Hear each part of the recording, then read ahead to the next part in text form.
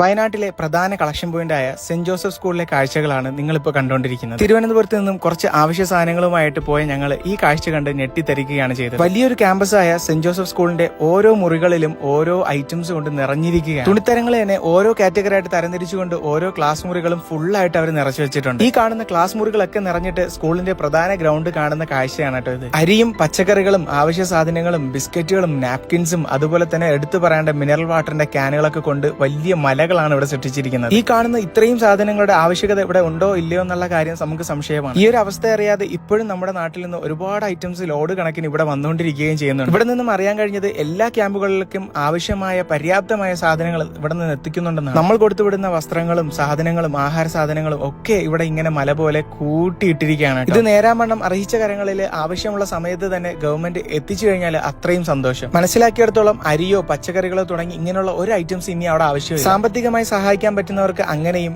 ഇനി വീടുകൾ നഷ്ടപ്പെട്ട ആൾക്കാർക്ക് പുതിയ വീടുണ്ടാക്കി കൊടുത്തു കഴിഞ്ഞാൽ അതിലേക്ക് വേണ്ട ഫർണിച്ചറുകളോ അതുപോലുള്ള ഐറ്റംസോ മാത്രമാണ് ഇനി നമുക്ക് അവിടെ ആവശ്യമായിട്ടുള്ളത്. ഓരോ ക്യാമ്പുകൾക്കും വേണ്ട സാധനങ്ങളാണ് അവിടെ നിരത്തി വെച്ചിരിക്കുന്നത്. മാത്രമല്ല ഇപ്പൊ തമിഴ്നാട്ടിൽ നിന്ന് പോലും അവിടെ സാധനങ്ങൾ ഒരുപാട് വന്നുകൊണ്ടിരിക്കുകയാണ്.